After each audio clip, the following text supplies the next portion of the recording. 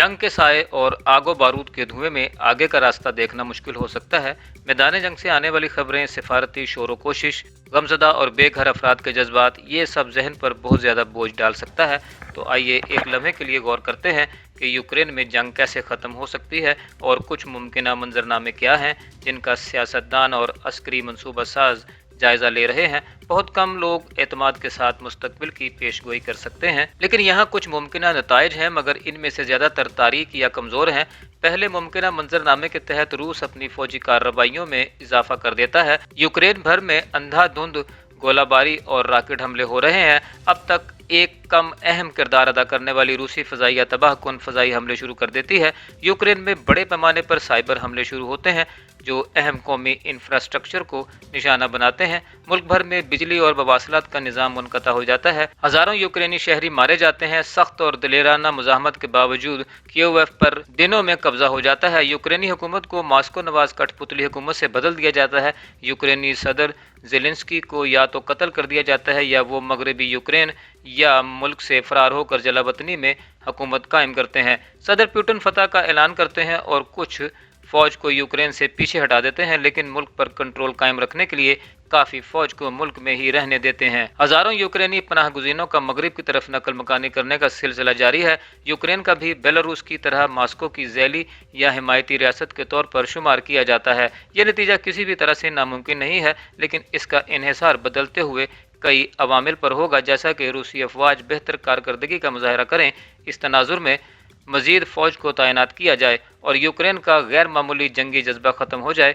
सदर Putin Kyiv में हुकूमत की तब्दीली और यूक्रेन के मगरबी इंज़माम का खात्मा हासिल कर सकते हैं, लेकिन कोई भी रूस नवाज हुकूमत नाजायज़ तसव्वुर होगी और मुल्क शोरिश का शिकार रहेगा। इस तरह का नतीजा गैर मुस्तहकम होगा और दोबारा तनाज़ात के फूट पड़ने के इम्कानात ज़्यादा होंगे। दूसरी सूरत में शायद ज़्यादा इम्कान ये है कि ये एक तवील जंग की शक्ल इख्तियार कर ले। हो सकता है कि रूसी फ़ौजें पस्त हो जाएं, कम हौसले, नाकिस लॉजिस्टिक्स और नाअहल क़यादत उनकी राह में रुकावट बन जाए।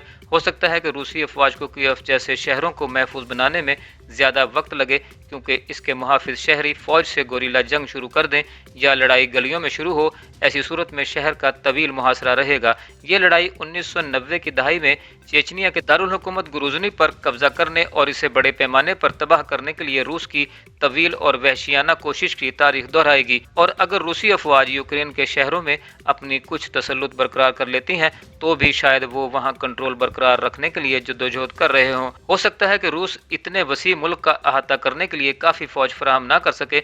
ऐसे में हो सकता है कि यूक्रेन की फ़ौज मकामी अफराद की हिमायत हासिल करके एक मौसर मुज़ाहमत और शोरिश के लिए उनकी हौसला अफजाई करें और मगरिब उन्हें हथियार और गोला बारूद फराहम करता रहे, और फिर शायद कई बरसों बाद मास्को में नई क़यादत के साथ रूसी अफवाज बिलाखिर यूक्रेन से हार कर और खून आलूद होकर निकल जाएं। बिल्कुल इसी तरह जैसे उनके पेशरो 1989 में एक दहाई तक अफगान अस्करियत पसंदों से लड़ने के बाद अफगानिस्तान से चले गए थे। ये भी मुमकिन है कि ये जंग यूक्रेन की सरहदों से बाहर तक फैल जाए और सदर पुतिन साबिक सोवियत जमहूरिया मोल्डोवो और जॉर्जिया में फ़ौज भेजकर रूस की साबिका सल्तनत के मजीद हिस्सों को दोबारा हासिल करने की कोशिश कर सकते हैं, जो नेटो का हिस्सा नहीं है, या सिर्फ गलत अंदाजों के बाइस जंग की शिद्दत में मजीद इजाफा हो सकता है। सदर पुतिन यूक्रेन की अफवाज को मगरबी ममालिक की जानिब से हथियारों की फराहमी के अमल को जारहियत करार दे सकते हैं और इसके नतीजे में जवाबी कार्रवाई कर सकते हैं।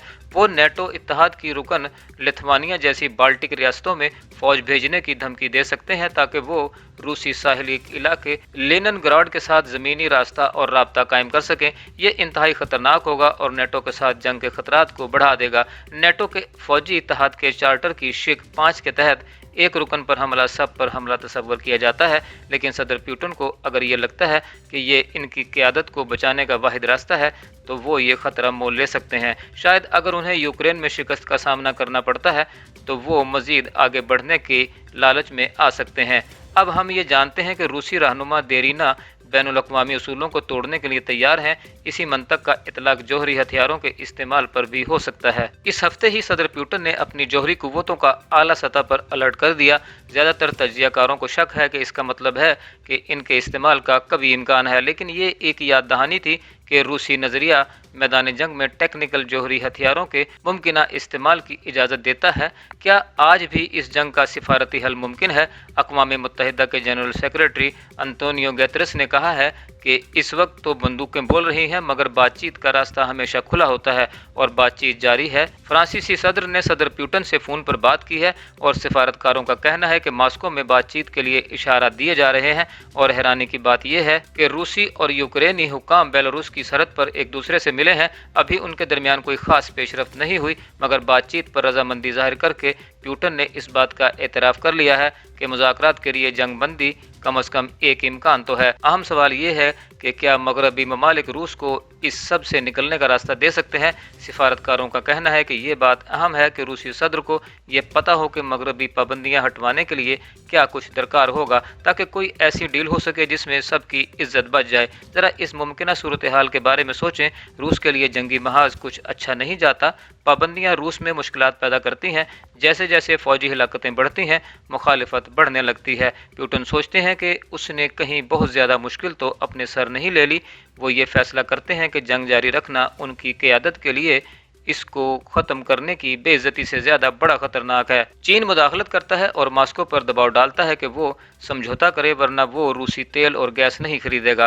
प्यूटन मसले से निकलने का रास्ता ढूंढने लगते हैं। इधर यूक्रेनी हुकाम अपने मुल्क की मुतवातिर तबाही देखकर इस नतीजे पर पहुंचते हैं कि जानी नुकसान रोकने के लिए सियासी समझौता ही वाहिद रास्ता है। सिफारतकार मिलते हैं और मुआहदा हो जाता है। यूक्रेन, क्राइमिया और डोनबास के इलाकों पर रूसी खुद मुख्तारी तस्लीम कर लेता है। बदले में प्यूटन यूक्रेनी आज़ादी और यूरोप के साथ ताल्लुकात बढ़ाने के इसके हक को तस्लीम कर लेते हैं। ये सब होना काफ़ी मुश्किल है, मगर ऐसा नहीं कि एक खूनी जंग से ऐसी सूरत हाल से निकलना बिल्कुल नामुमकिन है। और व्लादिमीर पुतिन का क्या हो सकता है? जब उन्होंने ये हमला किया था तो उन्होंने कहा था कि हम किसी भी नतीजे के लिए तैयार हैं, मगर क्या इसका नतीजा ये हो सकता है कि उन्हें खुद इक़्तिदार से हटा दिया जाए? अभी ये खारिज इम्कान लगता है, मगर दुनिया गुज़िश्ता चंद दिनों में बदली है और अब ऐसी चीज़ों के बारे में कम ही सोचा जाता है। किंग्स कॉलेज लंदन के प्रोफेसर सर लॉरेंस फ्रेडमैन ने इस हफ्ते लिखा था कि इस वक्त रूस में मुक़्तदर हल्के बदल दिए जाने का इम्कान इतना ही है जितना यूक्रेन में है। मगर ऐसा क्यों है? हो सकता है कि सदर प्यूटन एक तबाहकुन जंग लड़ें, हज़ारों रूसी फौजी हलाक हो जाएं, मुआशी पाबंदियां तंग करने लगें, प्यूटन की मकबूलियत कम हो जाए और कहीं से अवामी इनकलाब का ख़तरा नजर आए। वो रूसी दाखिली सिक्योरिटी फोर्सेस का इस्तेमाल करें, मगर ये खटाई में पड़ जाए और रूसी फौजी, सियासी और मुआशी अशराफिया के सरकर्दा लोग उनके खिलाफ हो जाएं। मगरबी ममालिक ये वाज़े कर दें कि अगर प्यूटन को हटाकर कोई मोतदिल रहनुमा आता है तो मुआशी पाबंदियां कम कर दी जाएंगी। मास्को के महल में एक खूनी बगावत होती है और प्यूटन को निकाल दिया जाता है।